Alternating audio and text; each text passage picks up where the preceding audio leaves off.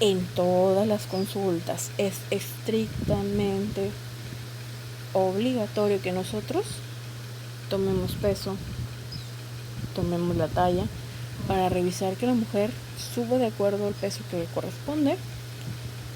No hay alguna complicación. Hay que medir la altura del fondo uterino después de las 18 semanas y hacer una valoración del estado nutricional, porque hay muchas complicaciones que se asocian a esto, como un retardo en el crecimiento de la mamá, como que caer en alguna anemia o en alguna desnutrición. Hay que checar signos vitales, es decir, tomar la presión arterial, tomar la frecuencia cardíaca, la temperatura, porque a veces se nos escapa y estamos encubriendo un cuadro hipertensivo inducido por el embarazo, alguna diabetes, por la flojera mismo, porque no tenemos el insumo, porque se nos hace fácil no tomarla, porque visiblemente vemos a la paciente bien y pues resulta que internamente no lo está, y cuando ya fue demasiado tarde la paciente se complicó y se murió, o el bebé lo hizo. Entonces no, cada control, también signos vitales, una revisión completa del bebé y obviamente actualizar el riesgo obstétrico. Puede ser que en el primer trimestre traiga muy bajo riesgo obstétrico, pero conforme va evolucionando, a lo mejor el líquido amniótico del bebé disminuyó, a lo mejor tuvo una amenaza de aborto, a lo mejor se le subió la presión y pues obviamente eso sube el riesgo obstétrico. O disminuye, por ejemplo, si tuvo una infección de vías urinarias pero luego se le quitó, pues baja. Entonces hay que actualizarlo también. En la primera consulta, ¿de qué nos vamos a encargar? Pues del interrogatorio, es lo principal. Levantamos historia clínica, ya vimos todos los datos personales, no personales, los hábitos, o sea, los antecedentes familiares, personales no patológicos, etcétera.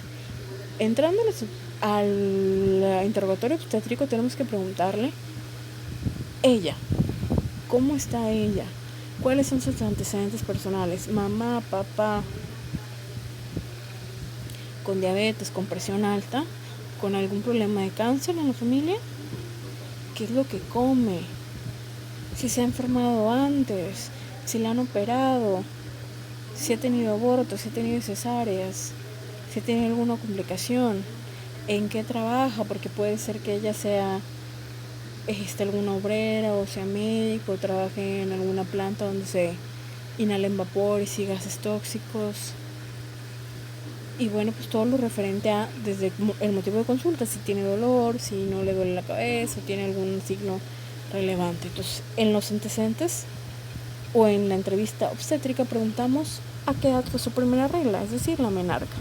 La apuntamos, es importante para saber pues el grado de madurez que tuvo la mujer.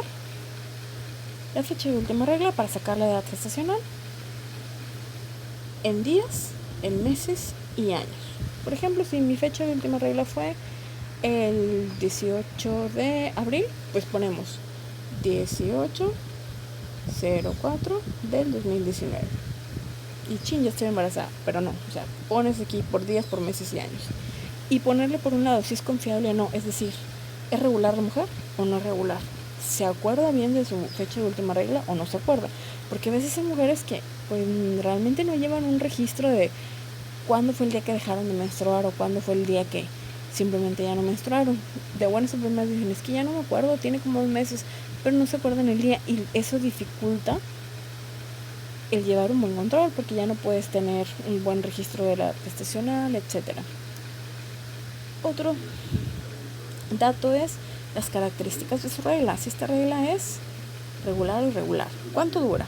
De 3 a 5 días, o si dura más o si dura menos, la cantidad de sangre, si menstrua mucho o menstrua poco, es decir, una hipermenorrea, una hipomenorrea, la frecuencia, cada cuánto regla, si es constante o si de plano no regla, es decir, si es irregular o irregular, y si se acompaña de síntomas como dolor, en este caso también llamado dismenorrea, o náuseas o vómitos o cólicos. El uso de anticonceptivos, ¿con qué se ha estado cuidando la mujer o si no se cuida con nada? Si se cuida con algún DIU, ¿cuánto tiempo tiene que llevar el DIU puesto? Si se está cuidando con el implante, ¿cuándo fue la última vez que le pusieron el implante? Si se está tomando la píldora, pues qué tipo de píldoras, etcétera. Todas las características del método que use. Y si no lo usa, pues registrar en la nota médica. No utiliza métodos anticonceptivos o no refiere métodos anticonceptivos. En cuanto a los valores obstétricos, preguntamos los embarazos. ¿Cuántos embarazos ha tenido? Y esto incluye partos. ¿Cuántos partos ha tenido?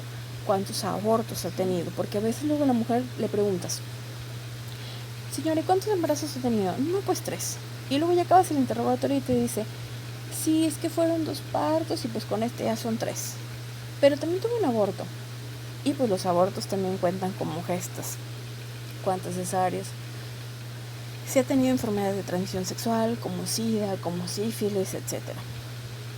Y si se ha hecho Papa Nicolaus, también es importante registrarlos para ver si a la hora que haces la exploración pues no hay algún riesgo de una neoplasia o algo. Determinamos la edad gestacional. Eso también es muy importante. Utilizamos nuestra fecha de última regla. De preferencia que sea confiable, es decir, que la mujer sea regular en su ritmo, que menstrue de una manera constante y que se acuerde. Utilizamos aquí el método de almanaque, es decir, donde vamos a sumar los días calendario. Por ejemplo, la fórmula es fecha de última regla más fecha actual entre 7 días, porque estamos evaluando por semanas. Entonces, si nuestra fecha de última regla fue el 5 de febrero y ella va a control el 14 de febrero, vamos a ver que del 5 de febrero hasta que termina febrero han pasado 23 días. ¿Por qué? Porque febrero tiene 28 días y ella se comió 5 días de este. Entonces a 28 le restamos 5, quedan 23. Entonces 23 días pendientes de febrero. ¿Cuántos días tiene marzo? Pues tiene 31. ¿Cuántos días tiene abril? Pues tiene 30. ¿Cuántos días tiene mayo? 31. ¿Cuántos días tiene junio? Pues 30 y así. Entonces todos los días que van pasando de cada mes los vamos a sumar. Entonces los 23 días de febrero que le restaban este mes, más los 31 días que le restan a marzo, los 30 que le restan a abril, los 31 que le restan a mayo, los 30 de junio, los 31 de julio, los 31 de agosto, los 30 de septiembre, y como la consulta es el 14 de octubre, pues nada más los 14 que ha avanzado en octubre y la suma da 251 días. Es decir, del 5 de febrero hasta la fecha actual han pasado esta cantidad de días. Esta cantidad la vamos a dividir entre los días de la semana, que son 7, y obtenemos 35.8. Pero ojo, la semana tiene 7 días, no 8. Entonces, ¿qué hacemos? Redondeamos. Nuestra mujer tiene un embarazo de 36 semanas.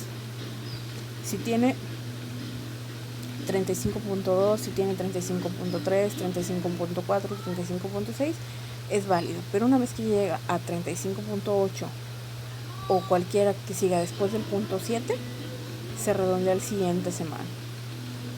Ese es el método del almanaque.